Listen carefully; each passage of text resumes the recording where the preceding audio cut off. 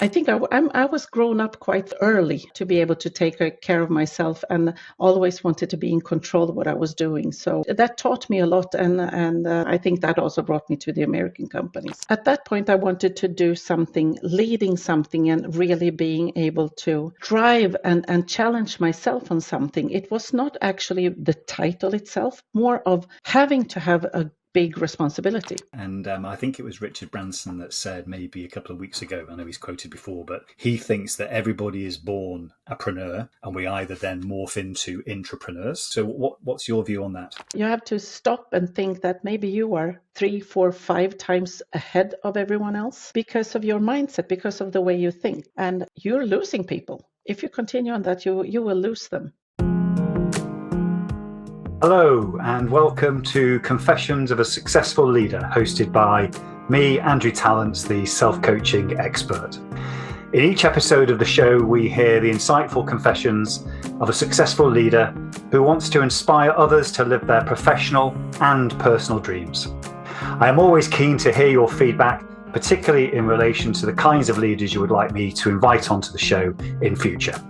But for now, sit back, relax, and enjoy the rich insights from our special guest. Hello and welcome to another episode of Confessions of a Successful Leader, hosted by me, Andrew Tallents, the self-coaching expert. I'm delighted that Beda Grahn has joined me in the studio today. Beda, welcome. Thank you very much, Andrew. It's great being here and we're all excited to talk to you. No, super. Our audience always likes to hear from our guests to begin with around your background. So just tell us a little bit about who you are as a person, both professionally and personally. Yes, so I am of Swedish origin. I'm based in Sweden right now. Been living abroad quite an extensive time during my studies and also during my working life. Right now, I'm working for an American company called Kyndril, where I am the managing director for the Nordics.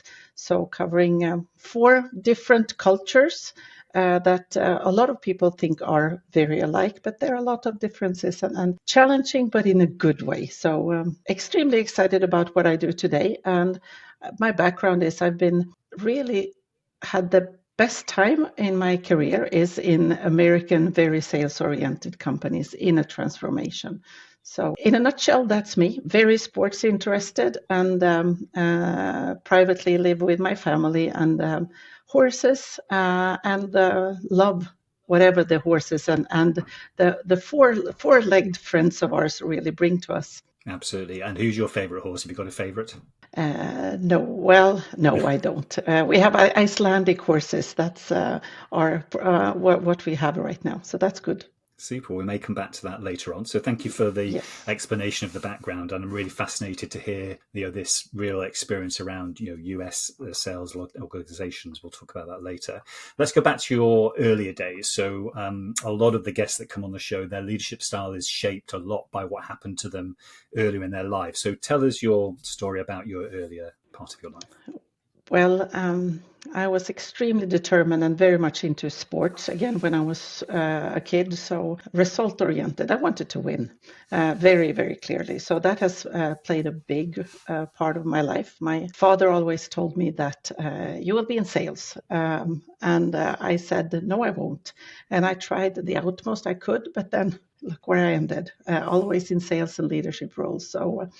But really, I lived in a very industrial city when I grew up. And that also played a big part because I saw my elder sister and her friends, or her friends actually, staying and moving into next door to their family and stayed and worked a lot on very well in factories and that made me decide early that I don't want to stay in the city where I was born. So I went to the States for an exchange year already at 16 and then studied in France and moved to Belgium and lived in Denmark and went back to the States. And so that really, I think that formed me a lot. And what was that experience in the States like for you, coming from Europe and growing up in that kind of environment? What was the biggest culture shock there for you? Actually, I think I didn't get that much of a culture shock, but I think after getting above 2025, when I reflected back, I thought that, God, I was very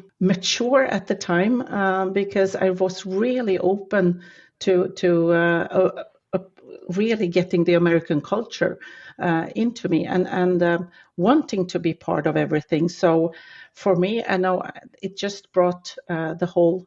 I think I was grown up quite early to be able to take care of myself, and always wanted to be in control of what I was doing. So that taught me a lot, and that also gave me the fact that I love the States. It's really, I think that also brought me to the American companies. Sure.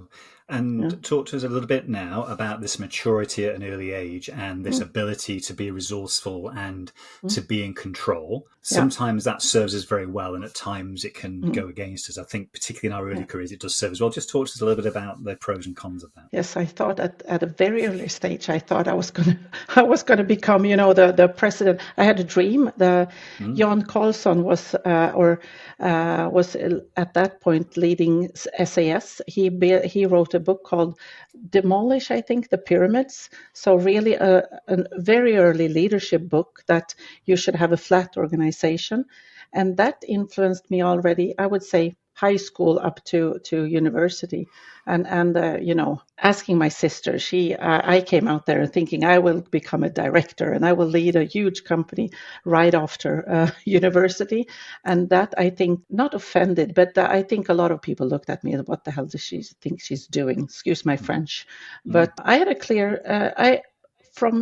At that point, I wanted to do something, leading something, and really being able to drive and challenge myself on something. It was not actually the title itself, more of having to have a big responsibility. And that maybe is something that I learned very early, that I had the responsibility of taking care of myself. And that has played a big role in my leadership, I think, also. Sure. And that ability, I'm similar to you in the sense I was very resourceful as a teenager and learned to be like that, which again enables leaders to get promoted quite quickly because they know exactly what it is that they need from themselves. At some point, for me in particular, I probably should have asked for help earlier in my career rather than actually trying to just do it myself in terms of feeling resourceful. Did that happen to you at any point in that sort of early mid-stage of career? I think I learned that in Dell, when that was my first American corporation, where when I reached out to people and was involved, and the more I asked for help, the more involved I got, and the more responsibility that gave me. So really, I think that's the key to a lot of things: daring to ask for help and not thinking. And obviously, there were some hits along the way that when I tried and thought that I could do a lot of things myself. But quite early, that came to mind that asking for help is really necessary in order to succeed. Sure. So at what point in your career did you realise that what had been driving you in terms of the results and the resourcefulness and that ability to really focus in a US organisation just start to maybe get a bit more challenging and had to maybe adapt the style a little bit more? I think from the millennium when everything, and I was at a growing sales organization when we came to 98, 99. And then after that, it became very challenging. I changed role because I met my husband at Dell. So, and he wanted to stay. I was more of, okay, then I'll do something else. Let's see if we have something still in common when we go two separate ways. And at that point, I changed roles quite many times because I went into, startups and other type of transformations where 2 or 3 companies were merged. And at that point, I felt that that was quite not tough, but I had to explain to everyone why I changed so much.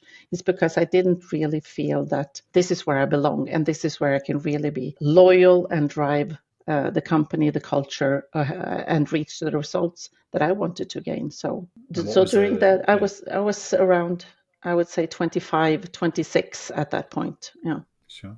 And that's a really interesting point in the career at that age as well. What do you think was the biggest learning at that point where you had to explain to people how you were feeling about that? Oh, that's a good question. I think in company, I would say building business cases to try to tell people why this happened, because it's so easy to look at someone from a CV, for example, and see, yeah, you're just a jumper, right? You're jumping from one position to another. So I had my story very clear. Then again, I also thought that how can I use this in my coming jobs and when I apply for a new job, because there was very good learnings, and I wouldn't have it undone, not at all. Super. And what I've heard from you at the start was this passion you have outside of work as well for sport and horses. We don't always necessarily prioritize those things early in our careers. So at what point did you realize that was very important for you to be able to still be successful at work? Oh, not until I had children. Yeah. And at that point, it took a while until I had time again, right? So sure. Yeah. Absolutely. And how did that? It's still very difficult. I know lots of people that have children and families, and yet they go back into the workplace and nothing's really changed. So, how did you manage that? How did you make sure you recontracted with the organization after having your children? Actually, I was in the middle of. I changed companies twice during the 3-year period when I had my two daughters. So when I went back after the second daughter, being off with my second daughter, I actually went to Microsoft again. And here we had the opportunity of already at that time, this was 2008, and the hybrid way of working was already at Microsoft at that time. That was Skype, so it was something completely different, but we were allowed. And it was also okay to have flexible working hours, which today is a lot more normal, still not for everyone, but that really gave me an opportunity to continue growing in my role and the culture and everything, because the way that Microsoft works. Sure. So talk to us about the next decade or so in terms of coming back after you toured. You're now at Microsoft, you've got this flexible way of working, but I know Microsoft, and obviously it's still a very demanding organization. So talk to us a little bit more how you navigated those next few years. Oh, I was very fortunate. I got a red thread through my entire career has been transformation. So I was, after a year at Microsoft, I was offered the position as a manager for a new area, a new team, which meant that was very entrepreneurial. Also something that I figured after quite some time, actually, because I thought everyone was that fortunate. So I was in a huge global corporation, but I didn't really have someone or a dotted line to the top that had their structure, their management system. So the reviews and everything that came over time, I didn't have the first couple of years, because I got a bag of money and a group of resources, and a very, very clear target. Go get it. And I couldn't have had it in a better way, actually, because I didn't need to spend time on this with the same kind of urgency that I now have on reviews and how we actually work on getting everything in motion, because that didn't exist. Still, I've reflected, could I have done better if the whole management system? And obviously that I think we would have done it faster, but we were very successful. But I learned a lot. As a person, I learned a fantastic, just being able to build my own business within Microsoft, that was really, really something extra. Super. And I think it was Richard Branson that said maybe a couple of weeks ago, I know he's quoted before, but he thinks that everybody is born a preneur, he calls it a preneur, and we either then morph into intrapreneurs within organizations like yours or extrapreneurs, entrepreneurs. So what's your view on that? I've always called myself an entrepreneur. To be honest, I think I'm a little bit too not bold enough to believe in my own ideas, to make money of those, but I really feel that I'm an entrepreneur. I do best within a certain arena, but still I always feel that I have to cross the border and make sure that the arena gets bigger and bigger. And that's how I build my best cases, and that's how I make sure that my organization is better, faster, stronger, delivers better results than the rest of them. I always have someone to compare myself with, which I love. And that's also both from a sports and result orientation, but also from what we talked about earlier about getting the help. I know that there is someone in the same position as me in one or maybe even 50 other areas. And I can always reach out for help and getting ideas and saying this doesn't work. So I would consider myself, as much as I don't want it to say it, an entrepreneur, because I would love to be an entrepreneur. Absolutely. And what I love about what you're saying as well is obviously you create your own future, from being an entrepreneur, as long as you can then make sure that you're building the strong stakeholder relationships within the organization that you're working for. What have been the biggest challenges maybe in the last 10 or 15 years where you're behaving that way with the permission of the company, but other people around you maybe are not used to dealing with an entrepreneurial type approach? That's not getting too frustrated on people, of course, but people not understanding where I'm going. I have a strategic advisor or mentor, and she told me actually the other week, Beda, maybe you are thinking, you have to stop and think that maybe you are 3, 4, 5 times ahead of everyone else because of your mindset, because of the way you think, and you're losing people. If you continue on that, you will lose them. And have I thought of that? Yes, I have, but it's still extremely hard. Because even if I take an action now, I might have the thoughts of what we should do in 2 or 3 steps further ahead. So actually, when I started the journey in Kyndril, I had one person that I connected with, and I asked her, "Can you please stop me?" And in any type of situation, if we have an all hands or anything where you're there with me, if you think that there are people in the room that doesn't understand, happened almost every time, but that's and that's how I work with it a bit. But now again, the reminder I got just the other week was great, because that can be a big loss, and I can completely fail if I just continue and don't have the right people around me. Super. Now, when we last spoke, we had a very rich conversation about self-coaching and the need for it in organizations. And I think there's starting to be building momentum now in many organizations.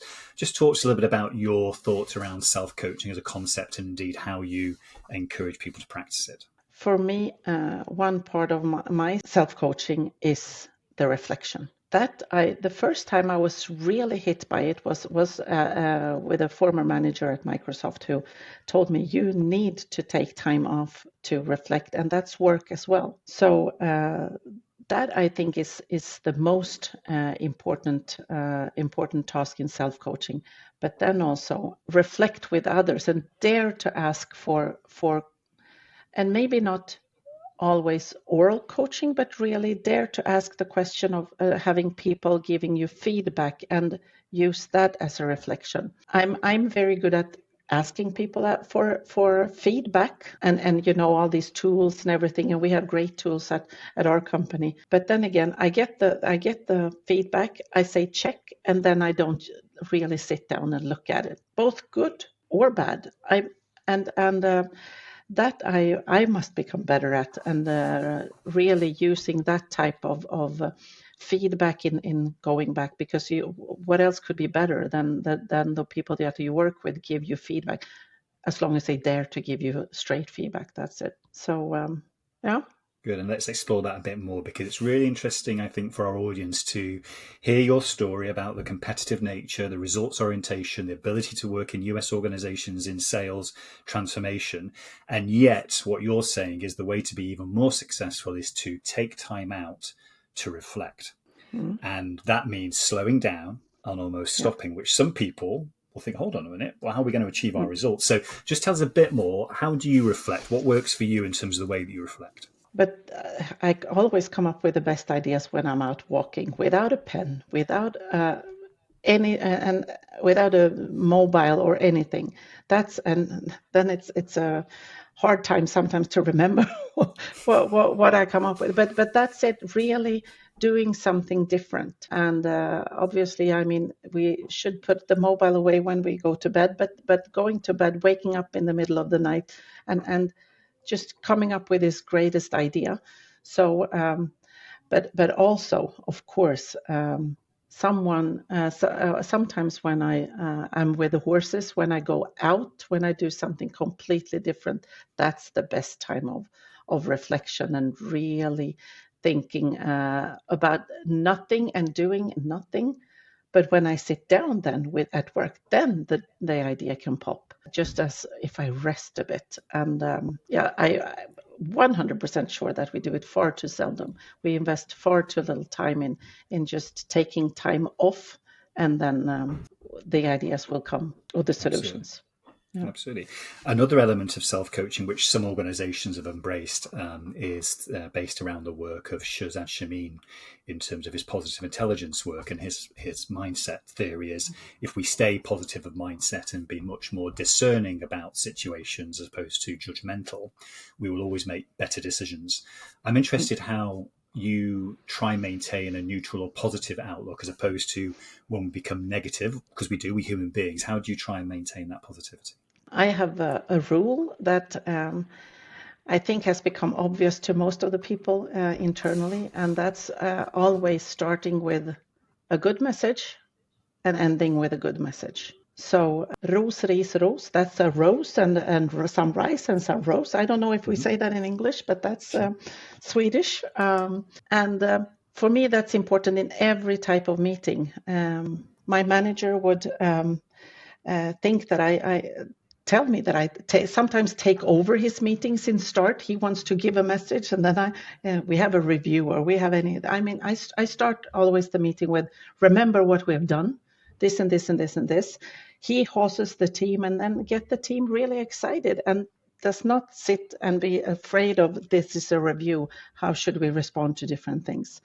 And then always, if we go out of a meeting, we should have something great to remember from that meeting. So that's one rule that I try to stick to in any meeting that I have, also with customers and all that, even though it might be a very, very tough message that we have to deliver sometimes to an employee or to, Super. Let's go back a little bit to this intrapreneur, because I'm really interested in this. And you openly have said that you were given the opportunity, to actually almost be that in the organization that you were in. There are many people out there that maybe relate and resonate to what you've said and feel this intrapreneur kind of feeling that they have within them, but yet aren't being given the opportunity in their current organization. So what advice would you give them to help shape that in their current organization so they can live who they are? I would advise them to do what we talked about earlier, ask for help. I think I always talk about also that you need three people in three type of roles in your life. You need, and I think this was, what's his name? I'll come back to his name. Doing YouTube. I just lost it now. But really, you need a sponsor, someone who really helps you grow. You need a mentor, and you need a good leader. And having these three different types of people in roles in your life can really help you and make sure that you get to the place where you want to be, because the sponsor can really talk to people around you and also help you in getting in the shape and getting into the role the way you want to. And the mentor can coach you and guide you in how to get there. And then finding the right leader, obviously, that gives you the opportunity to do that. But I think a lot of people don't dare to go out and say the words and say that this is what I want to achieve. So be clear on what you want. It's easier said than done, but if you have people around you that you trust, ask them for help. How do you look at me, and how should I present myself? Because sometimes it feels very awkward to always say all these good things. I'm good at this, and I'm really presenting yourself. And let me share another tips that I got from. I was working in an HR organization. I was going home with my first child, And I was quite scared actually about what will happen when I come back and who am I, and all these kind of questions that arise when you're going into a big change. And one part, this was at the time when in Sweden there were huge layoffs in a lot of different organizations, and my company, the company that I was working for, was working without placement as well. So I went for one of the outplacement coaches, and I got the idea from her saying that you should go out and ask up to 5 to 7 people, maximum 7 questions, and phrase the questions to them about where would they see you in the future? What are your biggest strengths? What type of company would you work for? And also ask these questions to someone that maybe is not your best friend. So I did that. I couldn't stick with the 5 to 7. I think I asked 20 people, hoping for a result. I got everyone to respond to me. And that gave me so much courage. And really, I still have all those responses that I got, which was fantastic, because that really made me grow and really made me dare to, when I went back to Microsoft, really take on the challenge where I had only been working direct, and now I took on a role that was responsible for the channel, which means distributor, partner, and then customer. And I was as far away from the customer as I could, and I'd never done that. So it really gave me a lot of courage. And what I love about what you said there, it's about the intention as well. So the intent of where that feedback seeking comes from. If we go in to do that worrying about what's going to come back and feel judged, that's a very different kind of work, if you like, compared to just the gift. What's the gift and the feedback? I can take from it what I want and not listen to the other stuff. So I love what you said there. I can see that you're very self-aware as a leader. So I'm very interested to know, for the next 5 or 10 years of your career, as you mature even further as a leader, what is it that you think is going to be your biggest challenge in the next 5 to 10 years as a leader? Wow. I think one thing is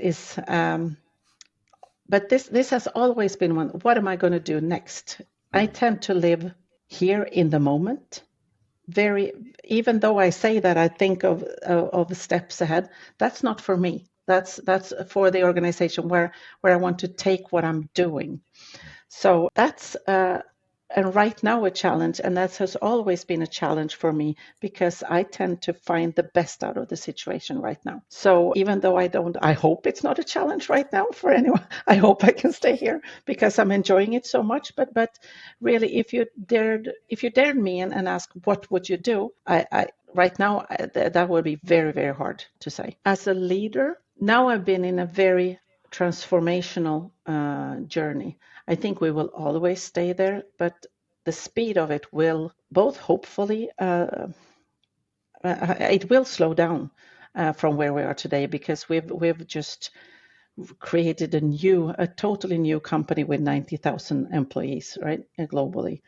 And the speed will somehow, and will I then, what will I feel at that point, and how can I really motivate people to stay? And maybe we work a little bit on maintenance, and that's not my biggest my greatest skill, right? So I think that the change for myself, which is, when I say it right now, it sounds very, very strange, but that's it, I think. Sure.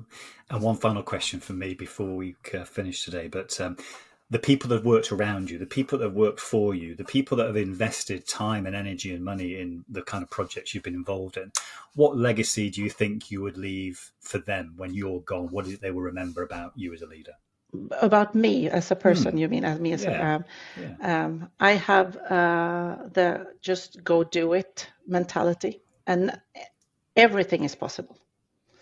I bring tons of energy, and I get involved in far too many things. I put my fingers in the jar, so to speak, and I am very, very keen on giving feedback, both negative but preferably positive, And I'm very open and transparent on that because I want that feedback too. So I want to act as a role model there and really give and get.